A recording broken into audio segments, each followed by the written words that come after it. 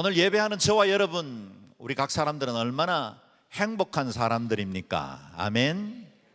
우리는 행복한 사람들입니다. 다른 어떤 것으로도 대체될 수 없는 유일한 구원, 그 생명을 우리가 소유하게 되었고, 하나님께서 자격 없는 우리를 위해서 독생성자 예수 그리스도를 내어주시고 그분의 십자가의 대속의 은혜로 우리가 의롭다 인정을 받아 하나님의 백성이 되었고, 이제는 천국을 소유하는 하나님의 사람들이 되었다는 겁니다. 우리가 살아가는 모든 날 동행하시고 보호하시고 공급하시고 채워주시고 지켜주실 뿐만 아니라 우리의 호흡이 다하는 그날 영원한 천국으로 우리를 인도해 주시는 그 하나님이 저와 여러분의 아빠, 아버지가 되십니다. 그러므로 우리가 가진 이 기쁜 소식, 이 복음이야말로 세상의 그 무엇으로도 비교할 수 없는 최고의 행복인 줄로 믿습니다. 제가 스리랑카에 선교사로 사역하는 동안에 스리랑카 인근에 있는 서남아시아 7개국 사락스라고 부르는 그 7나라의 여러 지역들을 방문할 기회들이 많이 있었습니다. 그 나라들을 다니면서 사람들을 만날 때 그들 중에 나는 종교가 없습니다 라고 말하는 사람을 만나본 적이 없습니다. 모든 사람들은 다 각양의 종교를 가지고 있었고 저마다 신앙생활을 통해서 그들이 섬기는 신들에게 충성을 바치고 있었습니다. 그 땅에 수많은 우상들이 세워져 있고 매일같이 동네마다 종교 예식들이 이어지고 있었습니다.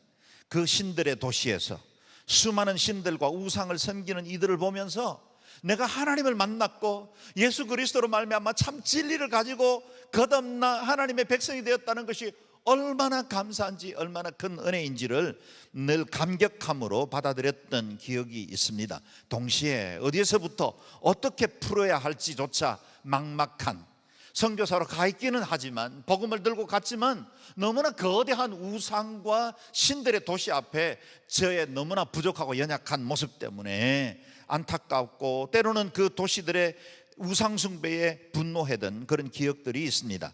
사도 바울이 오늘 아테네에 도착했을 때 제가 가졌던 이 감정들과 비슷하지 않았을까 짐작해 봅니다. 먼저 16절 17절 말씀을 다시 자막을 통해서 읽어보겠습니다. 시작. 아테네에서 그들이 기다리는 동안 바울은 그 도시가 우상으로 가득 찬 것을 보고 매우 격분했습니다. 그래서 그는 회당에서는 유대 사람들과 하나님을 경외하는 그리스 사람들과 또 시장에 나가서 날마다 우연히 만나는 사람들과 토론했습니다. 아테네에 도착한 이 바울은 홀로 여러 지역들을 돌아보고 도시의 여러 영적 상황들을 지켜볼 기회들이 있었습니다. 안식일이 되면 유대인들이나 그곳에서 하나님을 믿는 경건한 사람들에게 복음을 전하고 또 주중에는 수많은 사람들과 토론하며 복음을 전하는 기회를 가졌던 겁니다. 다시 지도를 한번 보시지요. 빌립보와 데살로니가와 베레아에서도 핍박을 받았던 사도 바울 전도팀은 이제 아테네로 이동해 왔습니다. 베레아에 남아있던 실라와 디모데는 아직 도착하지 않은 상태였죠. 홀로 아테네에 머물게 된 바울은 아테네 시내를 돌아보는 중에 온 도시에 우상이 가득 차 있는 것을 보고 의로운 분노가 일어나게 되었다는 겁니다. 여러분, 아테네는 당시에 고대 근동들 가운데서 가장 탁월한 도시들 중에 하나였고 지중해 근동에 알렉산드리아와 로마 그리고 아테네는 3대 주요한 도시 중에 하나였습니다. 정치적으로는 로마 제국의 지배를 받고 있었지만 그러나 그 도시들을 지배하고 사람들의 마음을 붙들고 있는 건 헬라의 문화였습니다. 그리스가 가지고 있는 철학, 그리스가 세우는 여러 신들에 대한 이야기가 곧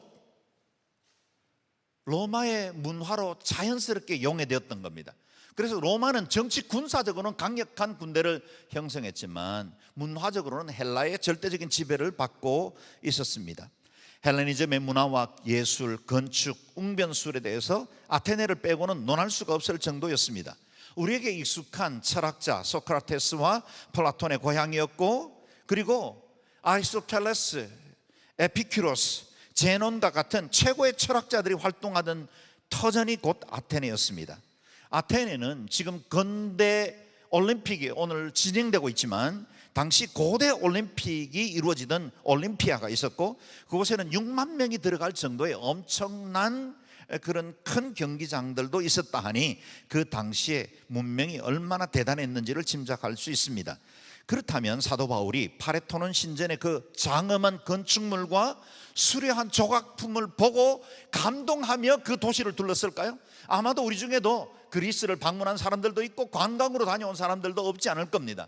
그곳에 갔을 때 우리가 수많은 그 신전과 아름다운 건물들, 탁월한 건축물, 불가사의한 건물들을 보고 감동할 수는 있지만 적어도 바울에게는 그럴 수가 없었습니다. 그들이 세워놓은 세계 최고의 문명사회가 거기 예루살렘과 안디옥 출신의 뜨돌이 전도자를 결코 주눅들게 만들 수가 없었다는 겁니다. 왜냐하면 바울은 하나님의 마음으로 그 도시를 바라보고 있었습니다.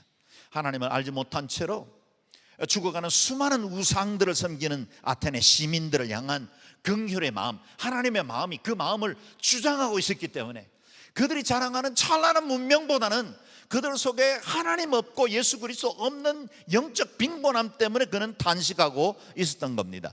기록에 따르면 네로 황제 때 당시에 이 로마 시내에는 약 3만 정도의 우상, 크고 작은 신상들이 있었답니다. 아테네 거리에는 사람보다 신들이 더 많았다고 할 정도입니다.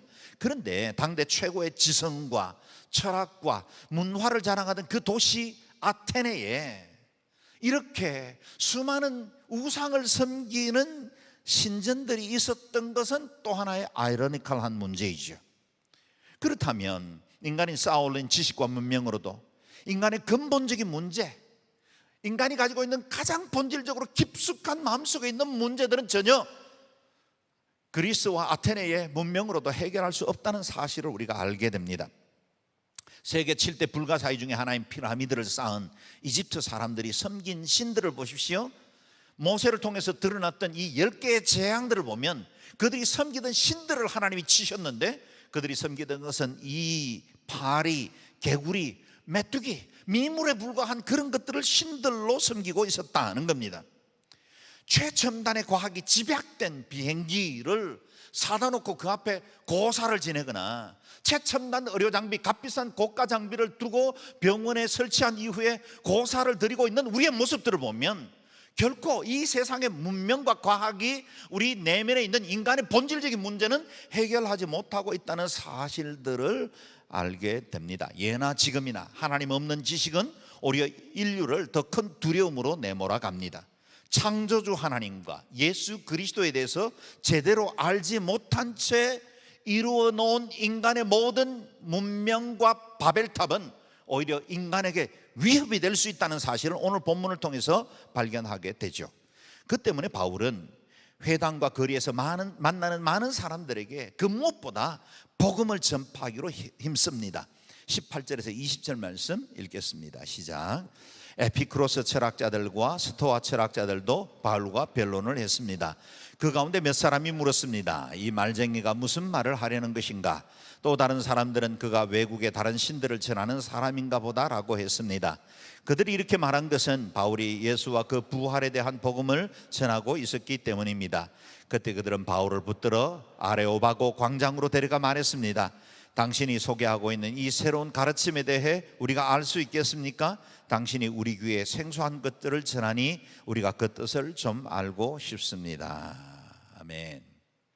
당시 아테네에는 크게 사상적 주류를 이끌고 있는 두 개의 철학 학파가 있었습니다. 하나는 에피쿠로스고 또 하나는 스토아 학파였습니다. 이 에피쿠로스, 에피큐리안들, 그 철학은 유물주의에 기초합니다. 이성적 쾌락주의입니다.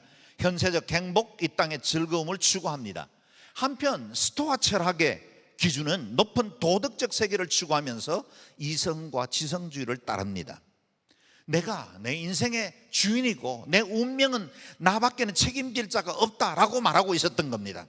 쉽게 표현하면 에피큐리안들은 죽음을 잊어버리라, 현세에 즐겨라 라고 가르치고 있었고, 스토아 학파들은 죽음은 우리에게 어쩔 수 없이 다가오는 것이니 운명처럼 여기고 그냥 수용하는 것이 맞다라고 말하는 겁니다.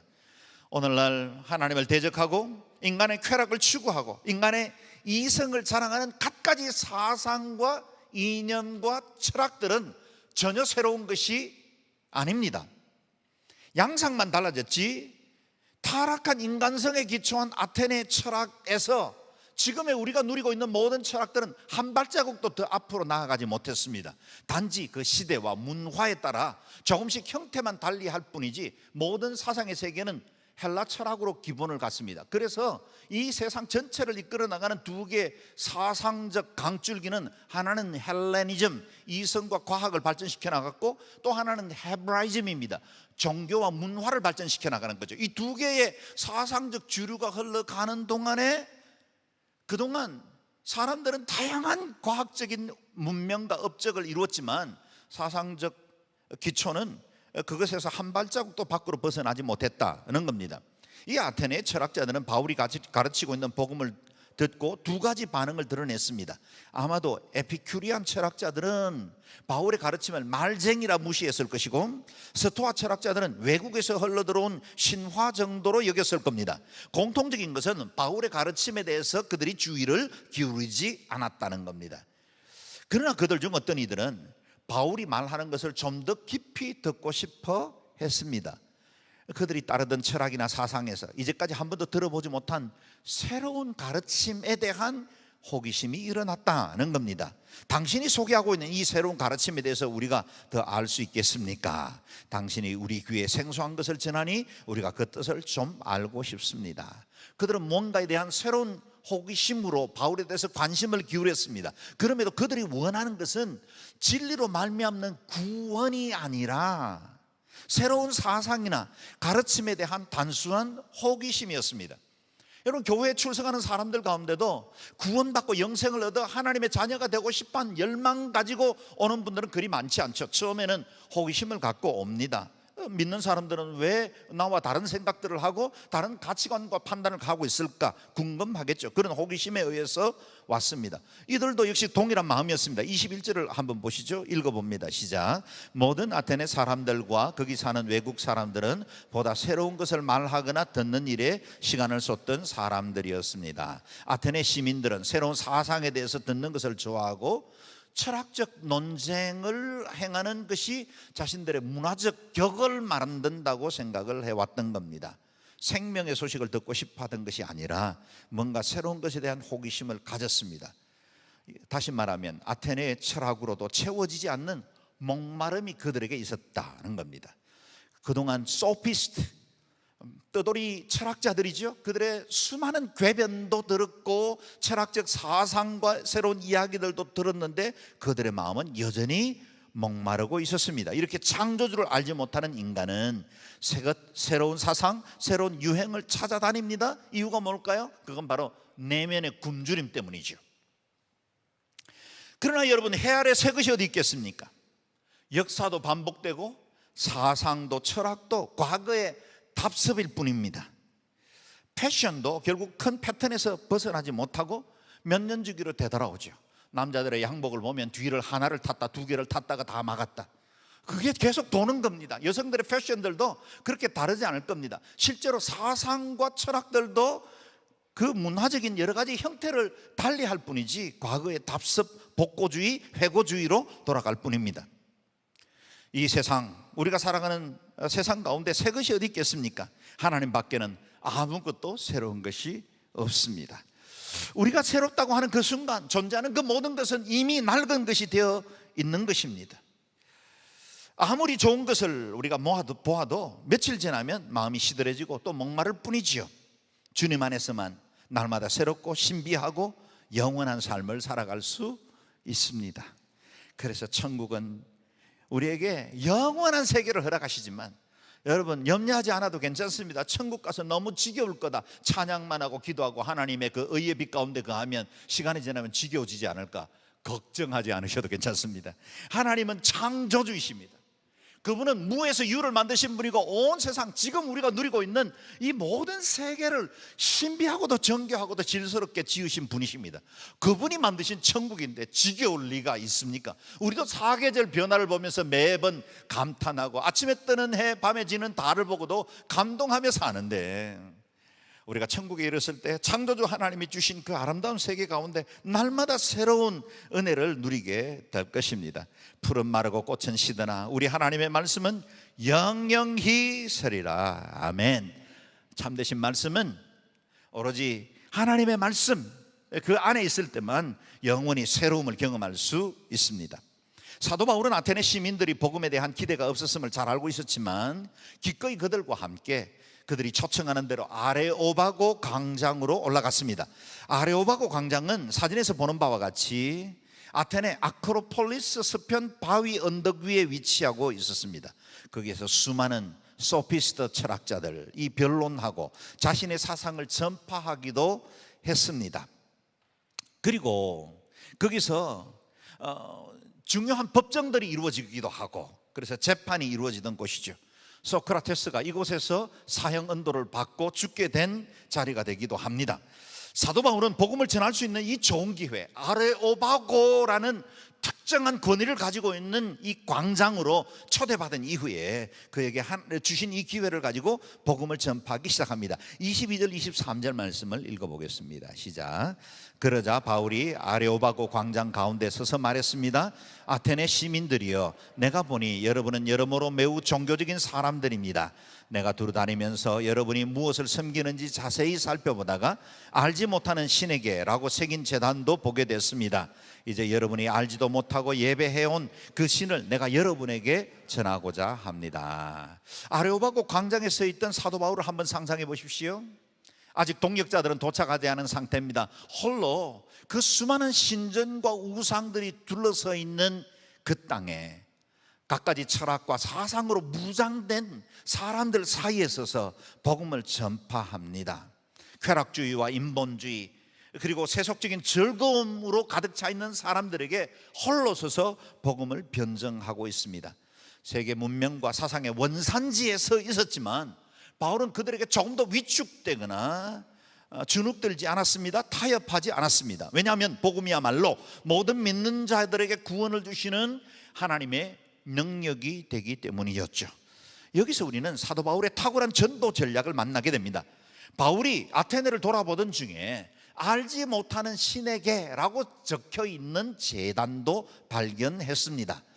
만신전과 파르테논 신전과 같이 수많은 신들을 섬기는 그와 같은 아테네에 그렇게도 많은 신들을 섬기면서도 그들은 여전히 불안했습니다. 혹시 우리가 이와 같은 많은 신들을 섬기고 있었는데 그 신들 가운데 우리가 알지 못하는 또 다른 신이 있다면 그 신이 우리에게 진노하고 우리에게 화가 미치게 하지 않을까, 그걸 두려워한 겁니다. 그래서 그들은 그 신전들 가운데 또 하나 우리가 알지 못하는 그 누군가인지는 모르겠지만 그 신에게도 우리는 제단을 쌓습니다 라고 만들어 놓은 겁니다. 이와 같은 불안함, 그들의 두려움이 그들의 마음속을 엄습하고 있었기 때문에 그들은 이와 같은 신들을 통해서 마음의 위로를 받고 있었다는 겁니다. 그런데 사랑하는 여러분, 오늘 예배하는 여러분 중에도 혹시 여러분의 마음속에, 여러분의 인생 속에 알지 못하는 신에게 드려지는 제단을 만들어 놓고 있지는 않습니까?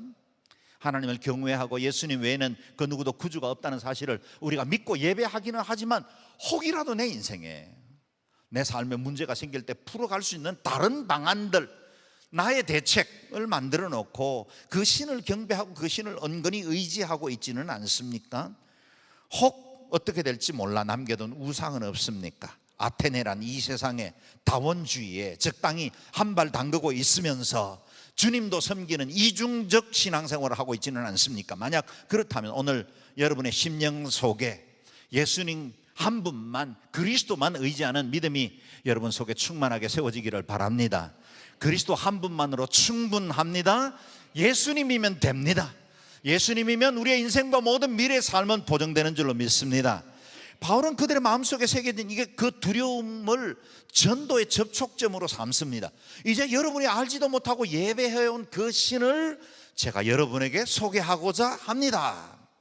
바울은 이 종교성이 많은 이 아테네 시민들이 수많은 신화를 만들어 놓고 헤아리기 힘들 만큼 많은 우상들을 섬겼지만 여전히 공허하고 두렵고 한켠에 있는 그 불안함 때문에 만들어 놓은 그 제단을 복음의 접촉점으로 삼아 그들을 통해서 하나님을 증거하고 있는 겁니다. 이제 창조주 하나님께로 인도합니다. 24절 25절 말씀을 읽겠습니다. 시작. 그 신은 온 세상과 그 안에 모든 것을 창조하신 하나님이십니다. 하나님께서는 하늘과 땅의 주인이시며 사람이 손으로 지은 신전들 안에 살지 않으십니다. 하나님께서는 뭔가 부족해서 인간의 손으로 섬김을 받으실 분이 아닙니다. 하나님께서는 바로 모든 사람에게 생명과 호흡과 다른 모든 것을 주시는 분이시기 때문입니다. 아멘. 바울은 담대하게 선언하죠. 그동안 여러분이 알지 못하고 섬겨왔던 그 신이 바로 다름 아닌 창조주 하나님, 여호와 하나님이시다 라는 사실을 증거하는 겁니다. 재물을 담당하는 신, 우리의 생사화복을 주관하는 신, 내 건강을 지켜주는 신, 우리에게 행운을 가져다 주는 신이 따로 있는 게 아니라 만왕의 왕이시고 모든 만물을 지으신 창조주 하나님 한 분만 섬기면 나머지 모든 문제들은 해결된다는 사실을 선포하고 있는 겁니다. 아테네 우상들과는 달리 이 하나님은 온 우주의 하나님이십니다. 사람들이 돌로 나무로 깎아서 움직이지 않도록 고정시켜 놓은 신전에 있는 그 우상들이 아니라, 그리고 사람들이 차린 음식을 먹거나 신을 위해서 그 무언가를 봉사하고 드려야만 존재하는 그런 신들이 아니라, 우리 하나님은 모든 사람들에게 생명과 호흡과 모든 것의 공급자가 되시는 하나님이시라는 사실입니다. 사는 여러분, 우리가 얼마나 감사한지요? 우상 숭배하면 손 없는 날을 선택해서 이사를 가야 합니다. 우상 숭배하면 귀신들을 늘 두려워합니다. 그리고 못을 박을 때도 이 방향이 괜찮은지, 이곳에 박아도 되는지 두려워하는 사람들이 많습니다. 마음속에 부적을 소유하고 있어야 마음의 평안을 누리는 사람들도 있고, 먼 길을 갈 때 운전대에다가 명태 대가리 달아놓은 사람들도 있습니다. 하나님이 없으면, 전능하신 하나님, 창조주 하나님을 제대로 믿지 못하면 우리는 갖가지 작은 신들의 늘 두려움과 염려로 살아야만 하는 겁니다. 저와 여러분 하나님을 제대로 만났습니다. 할렐루야. 복음을 가진 사람들입니다. 그러므로 저와 여러분 행복한 사람인 줄로 믿습니다. 바울은 이제 인류를 향한 하나님의 그 마음을 소개하고 있죠. 26절 27절 읽겠습니다. 시작. 하나님께서는 한 사람으로부터 모든 민족을 만들어 온 땅 위에 살게 하셨고 각 나라의 연대를 미리 정하시고 그들의 국경도 정해주셨습니다. 이렇게 하신 것은 사람들이 하나님을 찾기를 바라시기 때문입니다. 사람들이 하나님을 더듬어 찾기만 하면 만날 수 있습니다. 사실 하나님께서는 우리 각 사람들과 그리 멀리 떨어져 계시지 않습니다. 아멘. 창조주 하나님께서 아담을 지으시고, 인류의 기원 아담과 하와를 지으시고, 그로 통해서 많은 민족들을 파생시켜 주셨고, 그들로 인해 나라와 민족들이 나눠지게 되었다. 국경도 하나님의 주권 아래 있다는 사실입니다. 하나님께서 온 역사의 주관자이시고 모든 만물을 다스리시는 창조주라는 사실을 증거하고 있습니다. 무엇보다 그 하나님은 모든 인류가 하나님을 찾기를 기다리고 계십니다. 모든 사람이 예수 믿기를 기다리십니다. 그 누구도 예외 없이 하나님의 자녀가 되기를 원하십니다. 처음 당신의 형상으로 사람을 지으심과 같이 고귀한 형상을 가진 사람이 진화론의 그릇된 가치관에 매이지 않고, 우리의 기원이 아메바나 아니면 유인원이 아니라 우리가 하나님의 형상을 따라 지음받은 존재라는 사실을 깨닫기를 원하십니다. 그리고 그 창조주 하나님의 은혜 아래 살고 그 은혜로 이 땅을 승리하며 살기를 원하시는 겁니다. 이와 같은 주님께서 우리를 이같이 찾으시지만, 예수님 오시기 전까지는 하나님을 만나는 길을 찾을 수가 없었습니다. 더듬어 찾아야 했습니다. 그래서 중국에는 샹띠, 하나님의 이름을 다르게 부릅니다. 그리고 우리 한국에는 하늘님이라는 그와 같은 이름으로 불렀죠. 각 세상의 여러 나라들마다 민족들마다 다른 이름으로 불러왔습니다. 그러나 그 모든 이름의 근원들이 하나님이시라는 것을 알지 못하기 때문에 그들이 더듬어 찾을 수밖에 없었고, 불확실한 신적 존재를 붙들어서 자신의 두려움을 이겨야만 했었습니다. 왜 그럴까요? 죄로 인해서 하나님과의 관계가 깨어져 있기 때문에, 하나님과 분리되어 있기 때문에 하나님을 알 수도 없었고 믿을 수도 없었다는 겁니다. 바울은 이 아테네 시민들에게 그 하나님이 이제 독생자 예수 그리스도를 보내셔서 우리를 하나님의 자녀로 회복시키신다는 사실을 증거하고 있습니다. 28절 29절 말씀 읽겠습니다. 시작. 왜냐하면 하나님 안에서 우리가 살고 움직이고 존재하기 때문입니다. 여러분의 시인 가운데 어떤 사람이 말해 말했듯이 우리가 하나님의 자녀입니다. 그러니 우리가 하나님의 자녀인 이상 하나님을 사람의 생각이나 기술로 은이나 금이나 돌로 새겨 만든 형상 따위로 생각해서는 안 됩니다. 아멘. 원래는 하나님의 형상으로 지음받은 우리는 하나님과 교제하며 살게 되어 있습니다. 그러나 범죄하면서부터 하나님께로부터 분리되었고, 그 결과 우상숭배나 다른 종교들을 하나님을 만나는 대안으로 헤매고 다니고 있었다는 겁니다. 그런데 하나님은 우리를 사랑하십니다. 포기하지 않습니다. 그래서 그 아들 예수 그리스도를 보내시고 우리의 신분을 회복시키시고 하나님의 자녀가 되기를 원하십니다. 우상과 같은 형상을 만들어 하나님을 만들려고 해서는 안 된다는 겁니다. 이제 구원의 길이 활짝 열렸죠. 인류가 하나님을 더듬어 찾아가는 것이 불가능했기 때문에 하나님께서 직접 우리에게 찾아오셨습니다. 그분이 바로 예수 그리스도입니다. 30절 31절 말씀 읽겠습니다. 시작. 알지 못하던 시대에는 하나님께서 그대로 내버려 두셨지만 이제는 어디서나 모든 사람에게 회개하라고 명령하십니다. 하나님께서는 자신이 세운 한 사람을 통해 세상을 공의로 심판할 날을 정하셨기 때문입니다. 하나님께서는 그를 죽은 사람들 가운데서 살리심으로 모든 사람에게 이 날에 대한 증거를 보이셨습니다. 아멘. 예수 그리스도 오시기 이전에는 인류는 영적으로 무지했기 때문에 하나님을 만날 수도 없고 찾을 수도 없었습니다. 그래서 그 당시에는 그대로 방치되어 있었죠. 그러나 이제는 은혜 받을 만한 때요, 구원의 날이 임한 겁니다. 모든 사람이 회개하고 주님께 돌아오라고 하십니다. 31절에 말씀하신 하나님께서 세운 한 사람, 누구를 의미할까요? 바로 저와 여러분의 구주 예수 그리스도이십니다. 그렇습니다. 죽은 사람들 가운데 부활하신 예수님이 세상을 공의로 심판하실 날이 다가오기 때문에 이제는 누구나 회개하고 복음을 믿고 하나님의 자녀의 신분을 회복해야 합니다. 역시 아테네에도 복음을 듣고 뚜렷이 두 가지 다른 반응이 주어졌습니다. 32절에 33절 읽겠습니다. 시작. 죽은 사람들이 다시 살아난다는 말에 어떤 사람들은 비웃었지만 또 다른 사람들은 우리가 이 이야기에 대해 다시 듣고 싶소라고 말했습니다. 그러자 바울은 그들로부터 나왔습니다. 그때 몇 사람들은 바울을 따르며 믿게 됐습니다. 그 가운데는 디오누시오라는 아레오바고 시회의원과 다말이라는 여인과 그 외 몇 사람이 더 있었습니다. 아멘. 어떤 사람들은 부활신앙에 대해서 비웃었습니다. 오늘날의 많은 사람들이 아테네 시민들처럼 예수 그리스도의 부활과 그분의 주 되심을 이런 방법으로 반응하죠. 광신자들이나 심약한 사람들이 신을 믿는 거지 나 같은 사람들에게 종교가 필요 없다라고 말하고 싶어 하는 겁니다. 그러나 그들 사이에도 진리에 목마른 사람들이 있었습니다. 우리가 이 이야기에 대해서 다시 듣고 싶소. 더 듣고 더 알고 싶고 더 진리 가운데 가까이 나아가고 싶어하는 구도자들이 있었다는 겁니다. 여러분, 이 세상 사람들이 다 하나님에 대해서 거역하고 신적 존재에 대해서 부인하고 사는 것 같지만 그 가운데는 여전히 진리의 구도자들이 있습니다.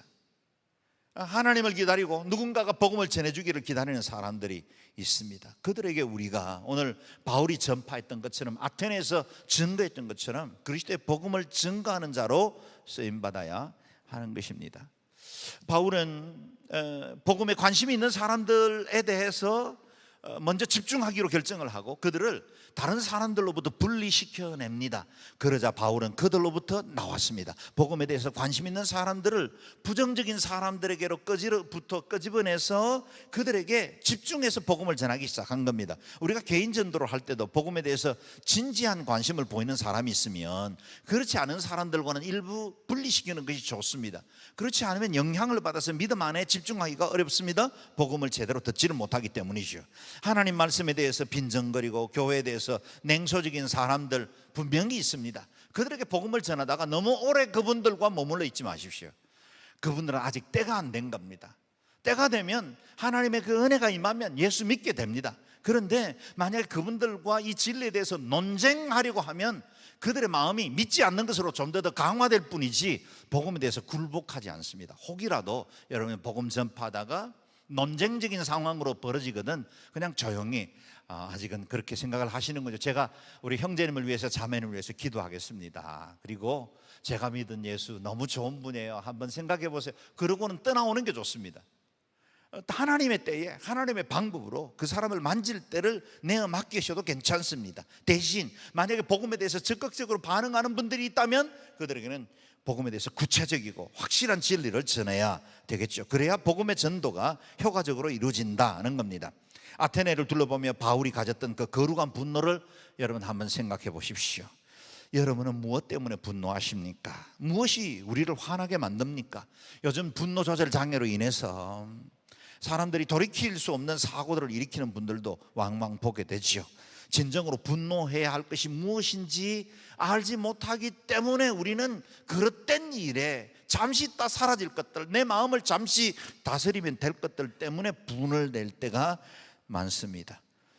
우리가 진정으로 분노해야 할 것, 세상이라는 아래오바고 강장 한가운데 서 있는 저와 여러분이 가져야 할 거룩한 분노는 따로 있습니다. 이 땅의 쾌락에 그리고 즐거움에 육체의 목표, 그것이 모든 것인 줄 알고 살아가는 이들, 그들을 지배하려고 하고 있는 이 마귀의 권세들에 대해서 우리가 분노해야 합니다.